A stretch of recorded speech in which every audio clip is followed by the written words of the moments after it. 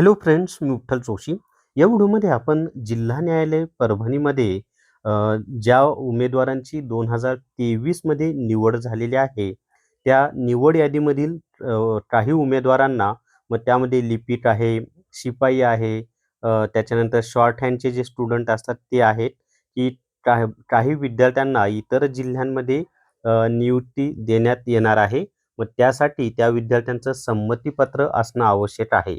तर त्या संदर्भात एक अपडेट आपण पाहूयात. तर व्हिडिओ शेवटपर्यंत पहा. या व्हिडिओला सर्वांनी लाईक करा, शेअर करा आणि विठ्ठल जोशी जे आपलं यूट्यूब चॅनल आहे ते सबस्क्राईब करा. जर तुम्हाला जिल्हा न्यायालय रेकॉर्डेड व्हिडिओ कोर्स विकत घ्यायचा असेल तर प्ले स्टोअरवरून विठ्ठल जोशी ॲप डाउनलोड करा आणि जिल्हा न्यायालय रेकॉर्डेड व्हिडिओ कोर्स विकत घ्या. फक्त 500+ GST मध्ये हा कोर्स आहे आणि याच्यामधून लिपिक, शिपाई या दोन्हीची तुमची तयारी होणार आहे. तर या ठिकाणी पहा, माननीय उच्च न्यायालय मुंबई यांनी 24 जुलै 2026ला परभणी जिल्हा न्यायालयाला हे पत्र पाठवलेलं आणि सूचना काय आहे, तर माननीय उच्च न्यायालय मुंबई यांच्या संदर्भीय पत्रान्वये न्यायिक जिल्हा परभणीच्या आस्थापनेवरील लघुलेखक श्रेणी 3 कनिष्ठ लिपिक आणि शिपाई पदाच्या निवड यादीतील खालील उमेदवारांची नेमणूक त्यांच्या नावासमोर दर्शविलेल्या न्यायिक जिल्ह्यात करण्याबाबत या कार्यालयास कळविण्यात आले आहे. आता त्याच्यामध्ये यादी दिलेली आहे पहा, लघुलेखकचं नाव, कोणत्या जिल्ह्यात निवड झाली ती, त्याच्यानंतर कनिष्ठ लिपिक त्यांची नावं आणि कोणत्या जिल्ह्यात निवड झाली ती.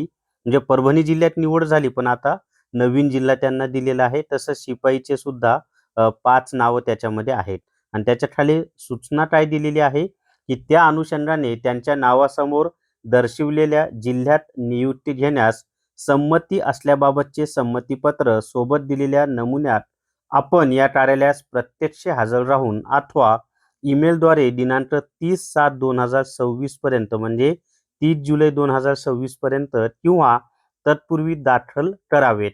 याबाबतची सूचना आपल्या आवेदनपत्रामध्ये नमूद असलेल्या भ्रमणध्वनी क्रमांक व ईमेलवर खालील नमूद ईमेल व SMS द्वारे पाठवण्यात आलेली आहे.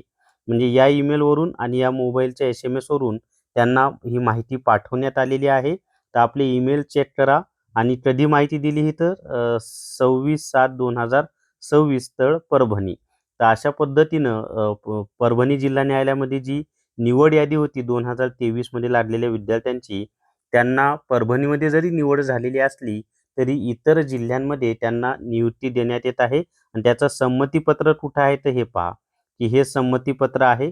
तुम्ही याची प्रिंट काढून ते भरून त्यांना द्यायचं आहे. तर हा एक नवीन अपडेट होता. तर या व्हिडिओमध्ये आता नवीन जाहिरातीचं काय, त्याचा काय नवीन अपडेट अजून आलेला नाही नवीन जाहिरातीच्या संदर्भात.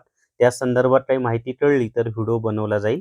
तर या व्हिडिओमध्ये एवढीच माहिती. या व्हिडिओला सर्वांनी लाईक करा, शेअर करा आणि विठ्ठल जोशी जे आपलं यूट्यूब चॅनल आहे ते सबस्क्राईब करा. थांबूयात. धन्यवाद.